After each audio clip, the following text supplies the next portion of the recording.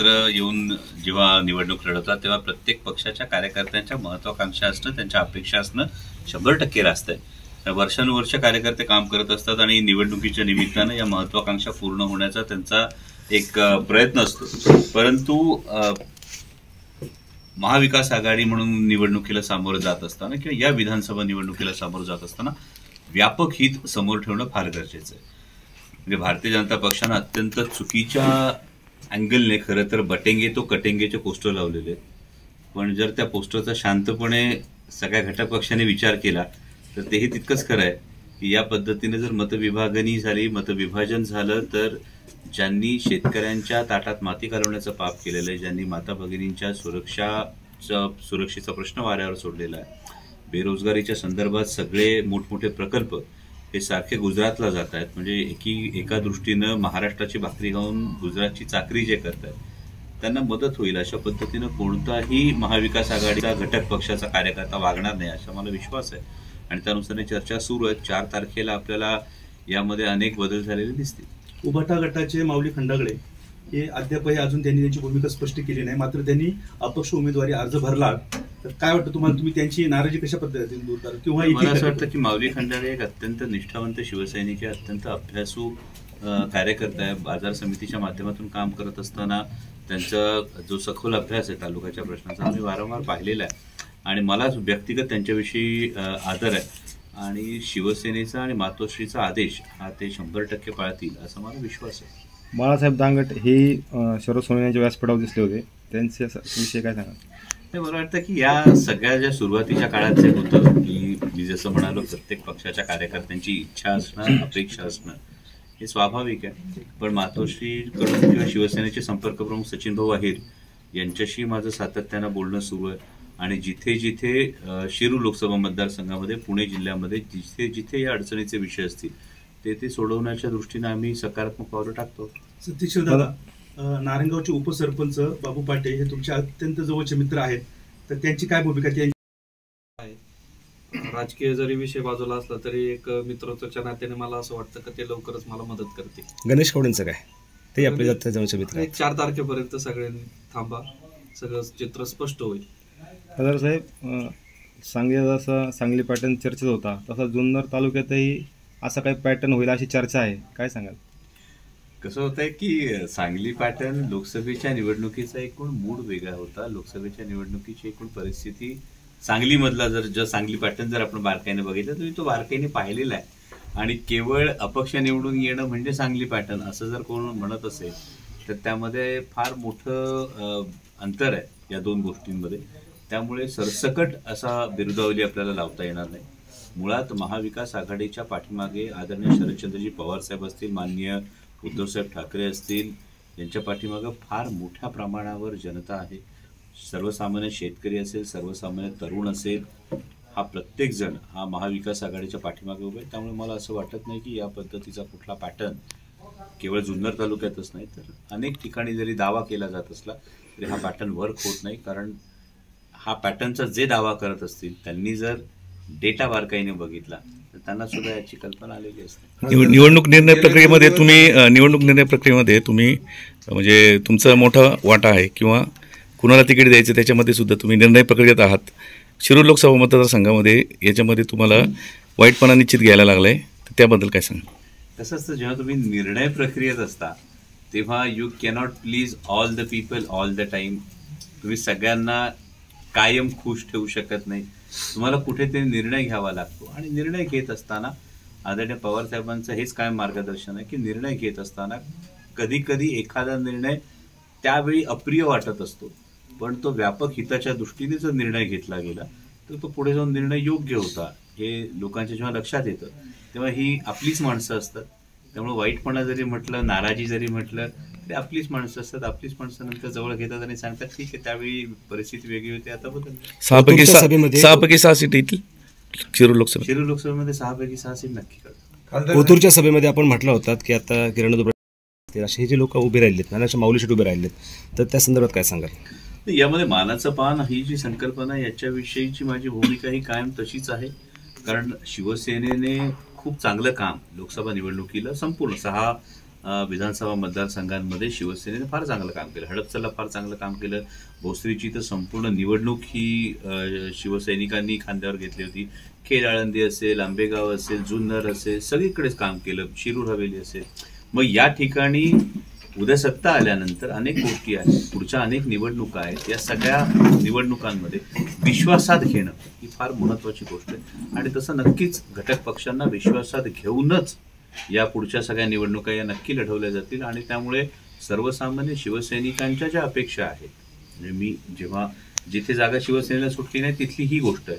खेड आळंदीमध्ये हीच गोष्ट राष्ट्रवादी काँग्रेस, शरदचंद्र पवार पक्ष असेल आणि काँग्रेस असेल यांच्यासाठी आम्हालाही करावी लागेल. तर या गोष्टी केल्या जातील.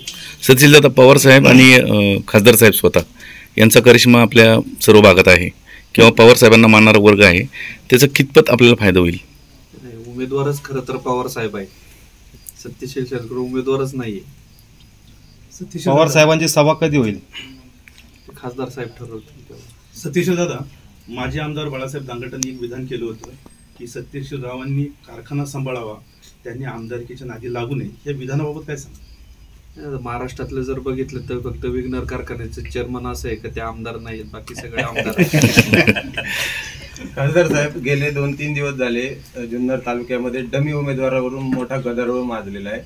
तुम्ही या एकूण प्रकरणाकडे कसं पाहता? खरं तर व्यक्तिगत म्हणाल तर डमी उमेदवार हा जो प्रकार असतो हा दुर्दैवी प्रकार आहे. आणि ज्या पद्धतीनं जुन्नर तालुक्यामध्ये जी डमी उमेदवाराची जी एकूण परिस्थिती जर बघितली तर ही परिस्थिती एक खूप फेअर इलेक्शन आणि फेअर ग्राउंड अशी केली गेलेली नाही आहे. त्यामुळे ज्यांनी फेअर इलेक्शनचं ग्राउंड कमी केलं त्यांच्याविषयी एक नाराजी, त्यांच्याविषयीचा एक रोष. कारण आपल्याकडे खूप साधी सरळ संस्कृती आहे की सरळ सरळ ललकारांसमोरासमोर लढा ना. पण या पद्धतीचं होत असेल तर लोकांमध्ये एक नाराजी असते. परंतु दुसरी बाजू हीच आहे की जसं आपण म्हणतो everything is fair in love and war, तर त्या पद्धतीनं हाही डावपेच काही लौजारांनी खेळलेला आहे आणि ज्यांनी हा डावपेच खेळलेला आहे त्यांना जनता काय कौल देते हे या समोरच्या येणाऱ्या काळात दिसेल. पुन्हा तोच विषय, देवराम लांडे एक अत्यंत धडाडीचं झुंजार नेतृत्व आहे आदिवासी समाजातलं आणि आदिवासी समाजासाठी आदरणीय पवार साहेबांनी काय काय केलंय याची त्यांना सुद्धा भरपूर व्यवस्थित जाण असेल. म्हणजे आदिवासींसाठी स्वतंत्र बजेटची तरतूद असणं असेल, बजेटमधल्या 9% निधी हा आदिवासी समाजासाठी राखीव ठेवणं असेल. आणि असं असताना दुसरीकडे मात्र भारतीय जनता पक्षाच्या माध्यमातून आदिवासी समाजावर, म्हणजे जे आदिवासी समाजाला आदिवासी म्हणायला सुद्धा तयार नाहीत ते वनवासी म्हणतात, मग वनहक्कासारखे कायदे आणून त्यांना विस्थापित करण्याचे जे प्रयत्न करतात, या सगळ्या गोष्टींना आपला हातभार लागेल का प्रत्यक्ष अप्रत्यक्ष, याचा देवराम शेट्टी नक्की विचार करावा आणि त्यांनी महाविकास आघाडीच्या बाजूने ठामपणे उभं राहावं. या आदिवासी समाजानं पवार साहेबांची कायम साथ केलेली. सत्यशील, एक प्रश्न विचारतो. आता एकूण मतदारांचा कल त्यातल्या शिरूर लोकसभा मतदारसंघात पाहता लोकसभेप्रमाणेच मतदारांचा कौल पॉझिटिव्ह दिसतोय. तुमचा विजय दृष्टिक्षेपात आहे. मग विजय झाल्यानंतर तालुक्यातले प्रमुख 3 प्रश्न कोणते तुम्ही हातात घेणार, म्हणजे सर्वसामान्यांच्या हिताचे आहेत? सगळ्यात महत्त्वाचं म्हणजे का आज जर बघितलं तर तरुणांना नोकरी नाही. म्हणजे आपल्या तालुक्यात फार मोठ्या प्रमाणात तरुण बेरोजगार आहेत. ती संधी कुठंतरी उपलब्ध करून देणं गरजेचं आहे. दुसरा भाग असा का आता शेतकरी जर बघितलं तर आपल्या जवळ मुंबई असेल, पुणे असेल, नाशिक आणि नगर हे चारही बाजूला मोठे शहर आहेत. आणि शेतीला जर बघितलं तर शेतीला आज शेतकऱ्यांची फार मोठी दयनीय अवस्था आहे. कुठली इंडस्ट्री नाही. मग शेतीला पूरक काही ना काहीतरी आपल्याला इंडस्ट्री त्या ठिकाणी उभी करणं गरजेचं आहे. आणि तिसरा भाग म्हणजे का सगळ्यात महत्त्वाचं का पाण्याचा मोठा प्रश्न आपल्या काही भागांमध्ये आहे की आजही त्या ठिकाणी आपल्या वगिरीला पाण्यासाठी वन करायला लागतं. मोठमोठे विषय, वेगळे विषय आहेत. ते सगळे वेगळे विषय एकत्रित करून त्याच्यातून आपल्याला मार्ग काढावा लागेल.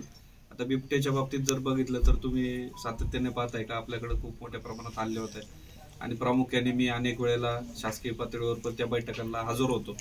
परंतु आता निवडणूक झाल्यानंतर आपण त्याच्यावरती एक योग्य ती दिशा ठरवून त्याच्यावरती आपल्याला कामकाज करावं लागतं.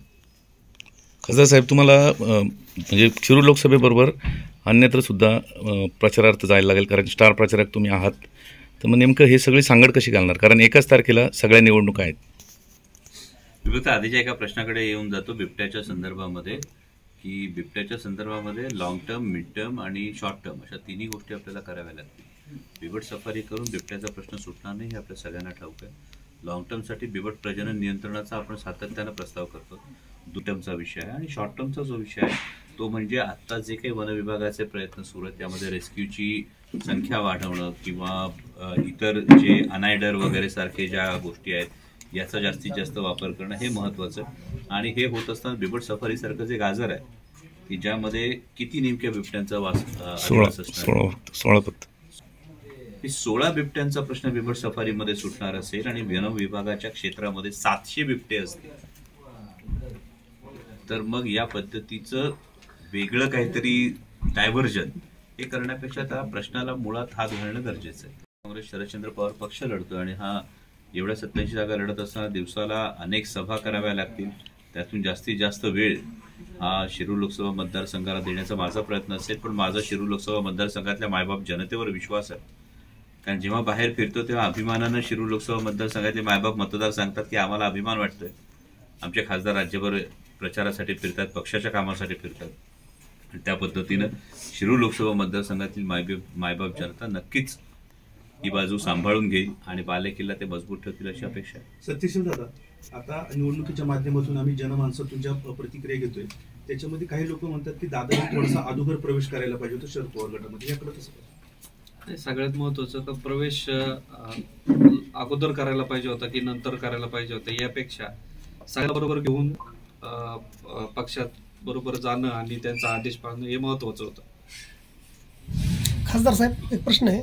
दुर्गम भागातलं कोपरे मांडवे हे गाव आपण दत्तक घेतलेले, पण त्या ठिकाणचा पाण्याचा प्रश्न आधी सुटलेला नाही. त्या लोकांचं म्हणणं असं आहे का खासदार झाल्यावर साहेब एकदा सुद्धा इकडे दौऱ्यावरती आलेले नाहीत, हा प्रश्न कधी सुटणार पाण्याचा? याच्यामध्ये आमचे 2-3 दौरे झालेले आहेत. यामध्ये आपण जर फाईल बघितली असेल पाण्याची तर या संदर्भातल्या 3 बैठका या जयंत पाटील साहेब जलसंपदा मंत्री असताना झालेल्या आहेत. त्यानंतर तिथल्या ज्या बंधारे आहेत ते 3 बंधारे जे करायचे या बंधाऱ्यांचा निकष बदलण्यासाठी म्हणजे मी तत्कालीन पालकमंत्री आणि आत्ताचे पालकमंत्री यांना किमान आत्तापर्यंत 8 ते 10 पत्र पाठवलेली आहेत की आपला उतार आहे, उतार असल्यामुळे ते पाणी जेवढं साठतं आणि त्यासाठी खर्च जेवढा येतो याचा निकष बदलावा लागतो. आणि हा निकष बदलण्यासाठी अर्थ मंत्रालयाकडे खरं तर फाईल आहे, परंतु अर्थमंत्री ही फाईल मूव्ह करत नाही. दुसरी जर्मन प्री फॅब्रिकेटेड टँक्स हे 3 टँक मंजूर आहेत. हे 3 टँक मंजूर असताना तिथली जी जागा आहे या जागेचं हस्तांतरण करण्यासाठी हा महसूल विभागाकडे प्रश्न आहे. तुम्ही माझ्या ऑफिसला मी तुम्हाला हवं तर सगळे पत्र वह्यावर द्यायला सांगतो, पण कामच करू द्यायचं नाही असं जर सरकारने ठरवलं, हे जागेचं हस्तांतरण करण्यासाठी प्री फॅब्रिकेटेड टँकचा निधी मंजूर आहे, पण ती जागा जी आहे आदिवासी समाजाची जी जागा आहे त्याच्या हस्तांतरणासाठी महसूल विभागाची जी स्पेशल परवानगी लागते ही परवानगी दिली जात नाही. जातो आणि कुठल्याही लोकप्रतिनिधी जर लोकांच्या हिताची मागणी केली तर तो निधी देणं हे खरं तर सरकारचं काम आहे, पण गेल्या 2-2.5 वर्षात हे घडताना दिसत नाही. त्या लोकांचा पाणी सोडून आपली भूमिका काय नेमकी सांगितलं ना, सरकार बदलू द्या.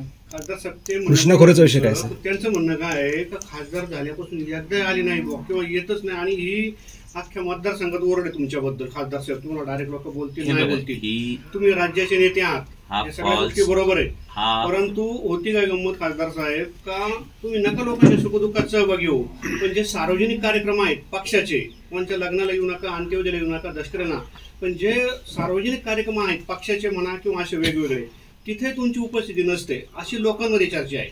कसं ही घडवून आणणारी जी चर्चा असते तुम्ही तुमच्या डोळ्यांनी बघणारे, आता आम्ही शेडबाबांच्या याला होतो 27 मेला तिथे तुम्ही नव्हते. ऐका, आता शेठबाबांचं जेव्हा हे येतो त्यावेळी अधिवेशन सुरू असतं. सत्यशील दादांना माहिती आहे की त्यावेळी अधिवेशन आहे, संसदेचं अधिवेशन आहे. संसदेचं अधिवेशन वीकेंड वगैरे असेल त्यावेळी मला डेफिनेटली येता येतं.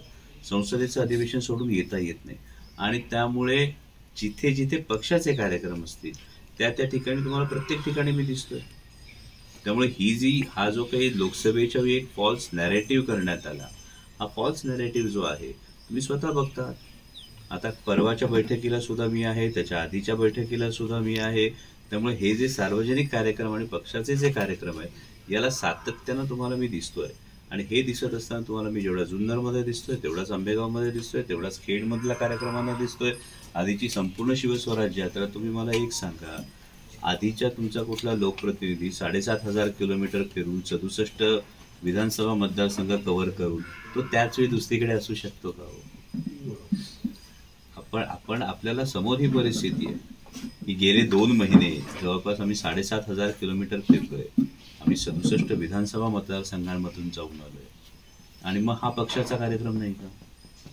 हा कार्यक्रम कोणाचा? पक्षाचा कार्यक्रम आहे तो, पण जनतेचं हित नाही. आम्ही मतदारांनी मतदान मी केलं. मुख्यमंत्री विधानसभेला स्ट्राईक रेट किती असेल? मुख्यमंत्री कोणत्या पक्षाचा होईल? अजून म्हैस पाण्यात मोल कशाला करायचं बाजार? आणि निवडणूक होऊन जाऊ द्या. कॉन्फिडन्स आहे महाविकास आघाडी सत्तेत येणार, तर मुख्यमंत्री कोणत्या पक्षाचा? निवड होऊ त्यामध्ये विनाकारण या पक्षाचा आणि त्या पक्ष यापेक्षा महाविकास आघाडी सत्तेत येणं जास्त गरजेचं आहे. आणि मुख्यमंत्री सर्वसामान्य महाराष्ट्राच्या जनतेच्या हिताचा विचार करणार असला पाहिजे, मग तो कोणताही पक्ष. विधानसभेत असं म्हटलं होतं की मी अजितदादा पवार गटामध्ये यासाठी गेलोय की विकासाचा निधी हा तालुक्यामध्ये आणायचा, यासाठी ते गेले असं त्यांचं म्हणणं होतं. मला त्यांचं म्हणणं आहे, आपण त्यांना हा प्रश्न विचारला पाहिजे. मला असं वाटतं की केवळ निधी पहिलीकडे जाऊन सुद्धा निष्ठा, तत्व, स्वाभिमान याला शिवजन्मभूमीची जनता जास्त महत्व देते आणि ती त्याला प्राधान्य देते. प्रचारासाठी कोण कोण नेते येणार आहेत? प्रचारासाठी जुन्नर विधानसभेसाठी कोण कोण येणार आहेत? प्रचारासाठी आता सगळं आमचं एकूण प्लॅनिंग सुरू आहे आणि साधारणतः 5 तारखेला याचं संपूर्ण स्वरूप हे तयार होईल. आता आम्ही पूर्ण प्लॅनिंग करतोय संपूर्ण प्रचाराचं. कारण 5ला मी स्वतः नागपूरला आहे. काटोल, नागपूर, मोर्शी आणि हिंगणा अशा ठिकाणी त्या सगळ्या सभा आहेत आणि त्या दरम्यान मात्र संपूर्ण प्रचाराचं एकूण नियोजन कळेल.